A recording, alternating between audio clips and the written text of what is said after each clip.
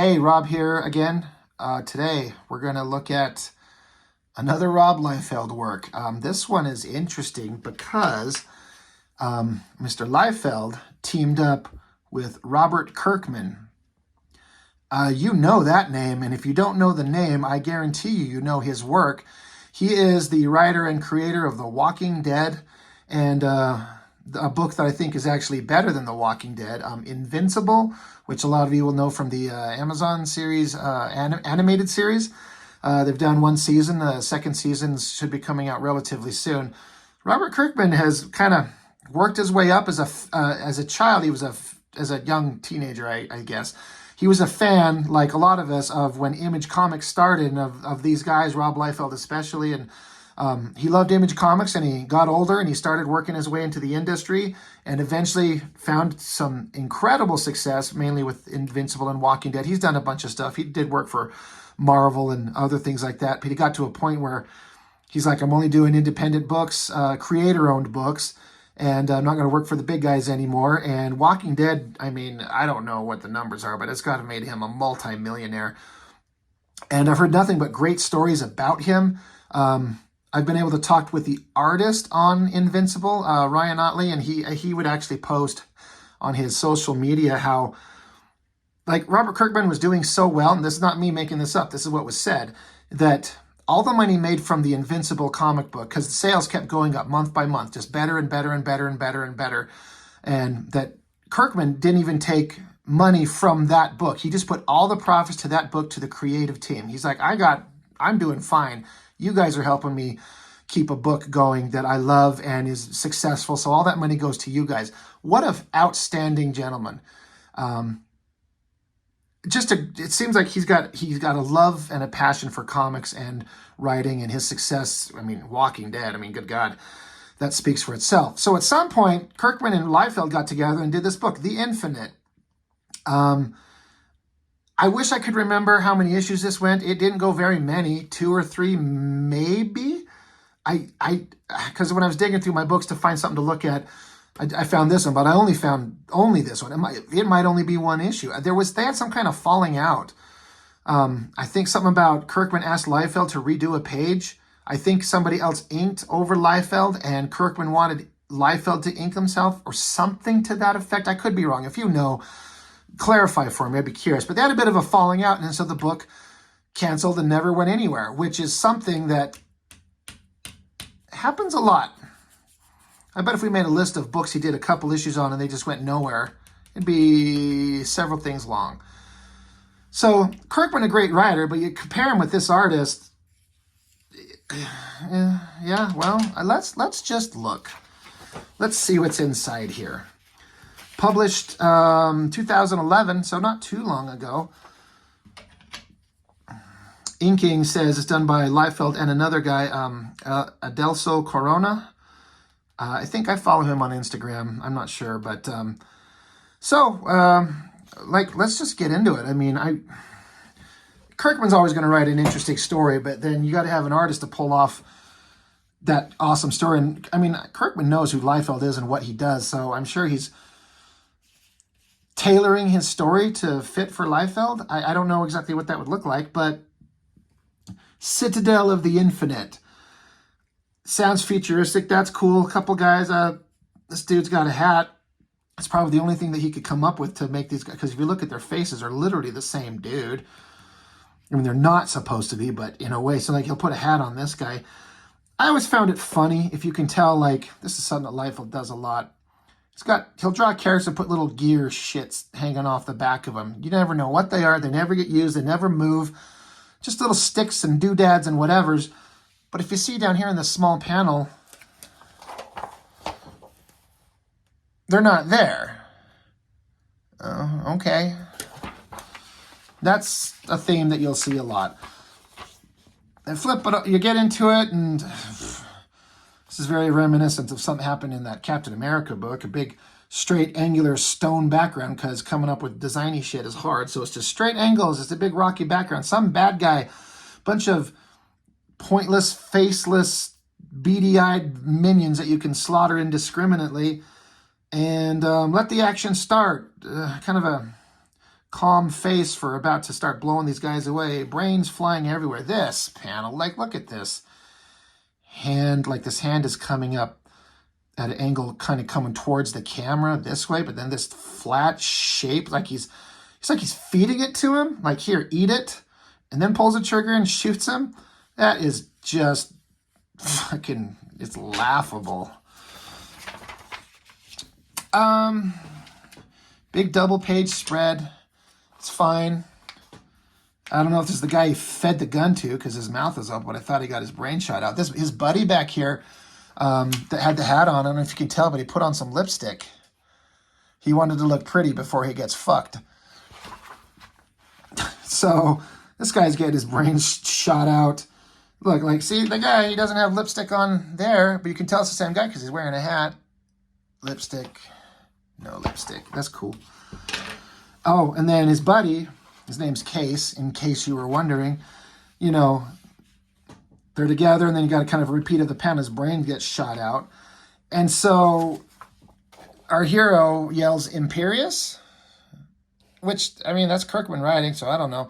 This panel, that angle of his gun shooting is, it's like he's got a shit. He's standing there trying to clench his cheeks together, but he's still got to shoot.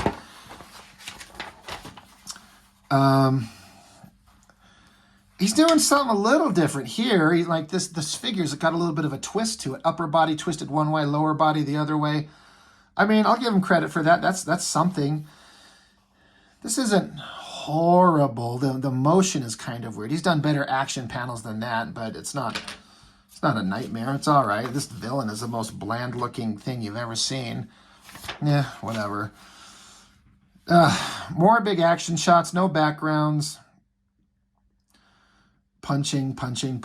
This is an ambitious angle on that face for Liefeld to do, and I think he kind of did it. You think the bad guy may be looking at him, but what do I know? But it's just funny, these backgrounds. He just, like, I'll just do a straight line. A straight line is just a flat ground and flat. There's nothing in this area. There's nothing in this room. You ever been in a room that's just a straight square cube with nothing in it? Maybe some stairs? No. But anyway, not a bad face. Doing a little somersault. I mean, he got thrown and got his cute little ass hanging out there for us to look at. Let's just move on. And then somebody's got him, gun pointing at him, but he's not worried. He headbutts him somehow and gets away. Again, that's not a terrible face. It's not bad. It's got a little bit more life to it and organic flow. Like, it doesn't have, like, some of those other books in the Captain America and the Avengers. He got really harsh with this hard, sharp angles on the faces. There's a little bit more roundness to this, a little more organic vibe. Not bad. Not bad. I guess he ripped the bad guy's belt off him, and it's a time belt, and he goes back in time. The sound effects tell you foi bash. Those are A's. Foi bash. Okay. Present day. Oh shit. It looks like somebody's in a hotel room or something. I don't know. Sexy time. For Liefeld female figure in the naked, that's not bad. The establishing the scene, you think that you would, we're in a new scene, a new time, new people, new characters, new setting. You'd want your first panel to have both of them clearly in it. Like maybe like a over the head shot looking down at the bed with both of them in there before you just show her looking at some thing. You know, I don't know what the fuck that is. And then here's just a guy like flexing, showing off his muscles. And big, you know, they're staring at us. This is great. Like, look at this. Come on. So she's sitting up in her bed, but like the sheets have just formed like a little tube that's just sticking out of her. Like, presumably he wanted like the blankets just kind of be wrapped around her a little bit, but he just draws like a little tubular shape in the middle of the bed. Wow. Stupid.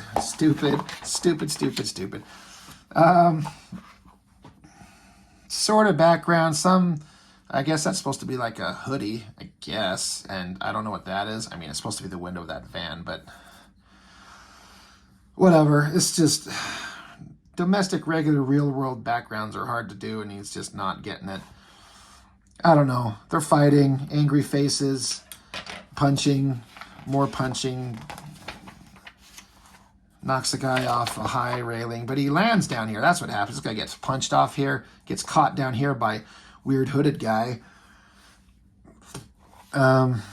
This shadow face with these cross-hatching lines looks like a little like wearing a pantyhose on his head or something like that. It sucks. And this punching scene, this action, that sucks. Let's just move on. More fash. Bright lights. I don't know what's going on. Here's this guy. I think that's the guy with the hood. Now it's off. I believe, if I remember the story, that these guys are supposed to be the same person, but just future and youthful version of him. He's holding a little square thing. So dumb. Like, just repeat the face, basically. Angry face, gritted teeth. The same angry face, gritted. You can't do something else. There's so many opportunities to draw something different, but I mean, just took that face and just had him turn it slightly to the side and then just redrew it. Kind of sucks. In the world of female figures that he's done, that's not bad. That's not bad. The face is not bad. The hair is okay. The proportions are reasonable. I kind of don't mind like these lower legs. That's not bad.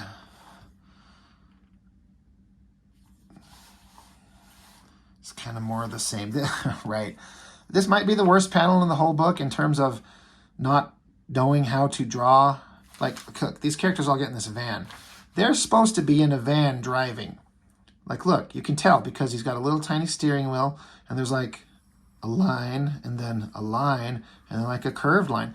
If you were to see this on your own, would anything tell you that they're in a vehicle except this little steering wheel thing? Like, cars are hard. Cars suck.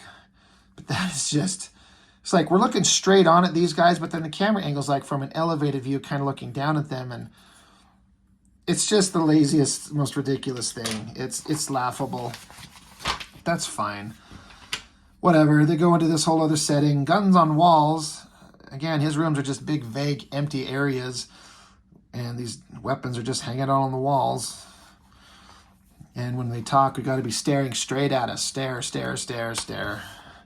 Stare, stare. It's all the same. You're always looking at us. Look, see? You. Pay attention. He's talking to you.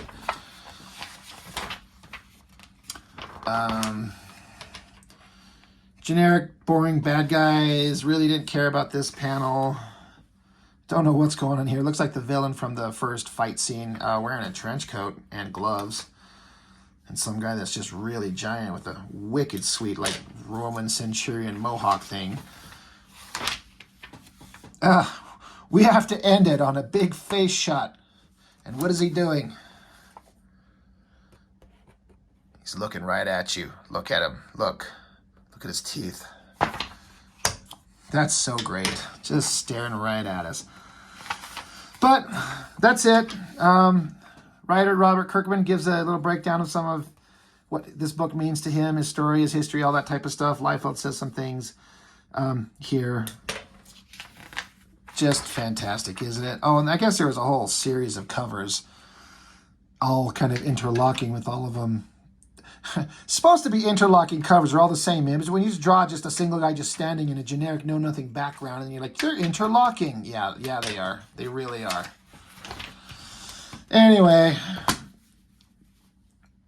not the worst thing he's ever done by any means. There's a lot worse. He's done better, though. This is kind of middle of the ground for him, but it's still got all the familiar trappings of his artwork and his silly kind of aesthetic and excuses. But Kirkman's always good. But again, the book didn't go anywhere. They had a falling out, and they ended it, and it's done. And like all the hype, there was a lot of hype for this book, as I recall. They were talking about it a lot, and then it was just done and over and forget it. Too bad. It's gone. Try again. So anyway, just another quick one to look at. I thought that was fun. Give me some comments on what you think about it. Or did you read this, and what are your memories of it? So that's all I got for now. Thank you as always, and I'll catch you next time.